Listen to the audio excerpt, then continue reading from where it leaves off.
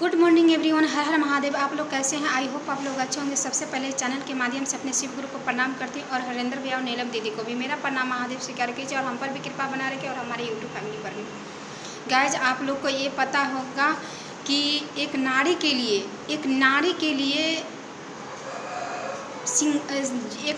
लिए सिंदूर का क्या महत्व है, ये सब जानते हैं। सिंदूर क्या है, क्या महत्व है इसका।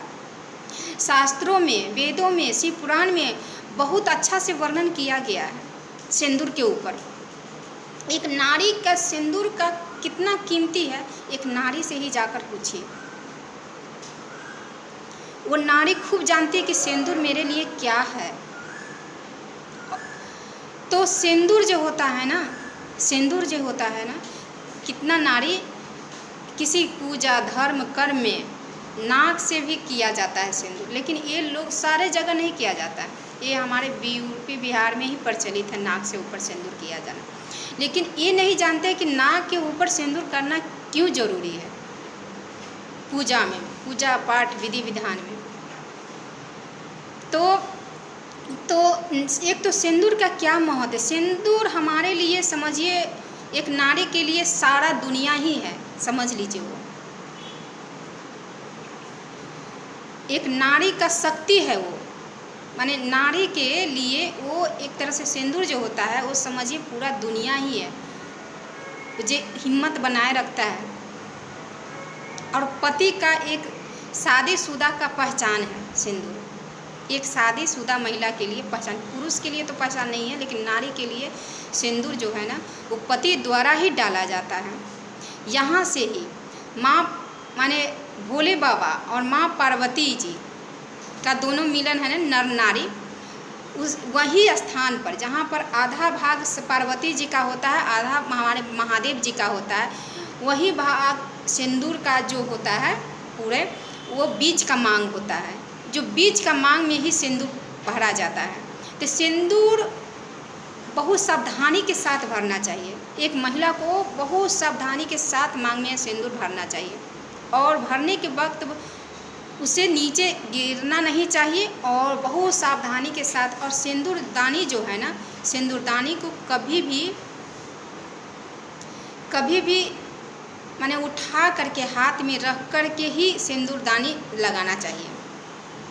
कहीं जैसे हो गया कि सिंदूरदानी को नीचे धरती पर रख दिए और सिंदूर में से ले लेके मांग में भरे, नहीं, धरती पर नहीं। हाँ, किसी पूजा पाठ विधि विधान में आप लगा सकते हैं, लेकिन ये जब मांग भर रही है महिला तो उस वक्त सिंदूर हाथ में रख कर ही मांग भरे। तो सिंदूर का महत्व बहुत बड़ा है। एक नारी के लिए बहुत सिंदूर उसके पति का समझिए एक पूरा ये है।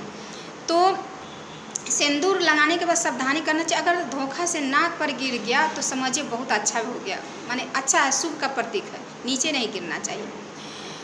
और सिंदूर का इसका वर्णन बहुत शास्त्रों में किया गया है। और नाक के ऊपर यानी अगला भाग जो होता है बेटे के लिए होता है और पीछे का भाग होता है पति के लिए। तो सिंदूर नाक से किया जाता है तो वो समझिए पुत्र माने बेटे बेटी के लिए किया जाता है, और यहाँ से किया जाता है तो वो अपने पति के लिए किया जाता है। तो आगे के भाग बच्चे के लिए होता है, पीछे के भाग पति के लिए सिंदूर किया जाता है।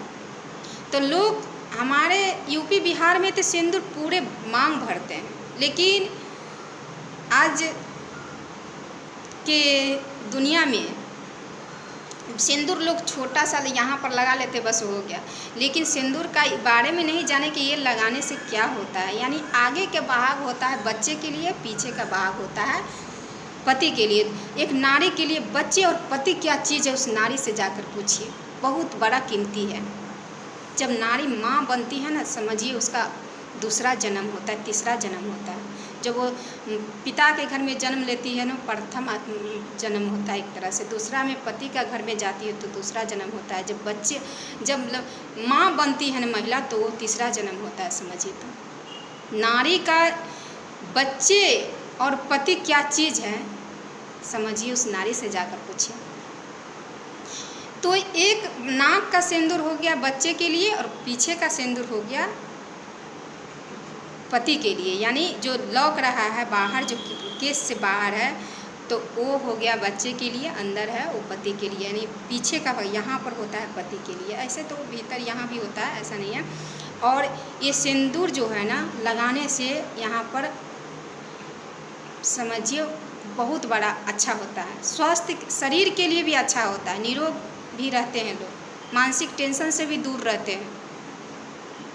साइंस भी कहता है कि मानसिक टेंशन से भी और सिंदूर लगाने पर मानसिक संतुलन बनाए रखता है, महिला को संतुलन बनाए रखते हैं। चलिए गाइज, वीडियो बहुत बड़ा हो गया, सिंदूर के ऊपर बहुत वर्णन है, लेकिन हम इस पे संक्षेप में बोले हैं। चलिए, अच्छा लगा होगा तो लाइक, सब्सक्राइब, कमेंट ज़रूर कीजिएगा। Okay guys.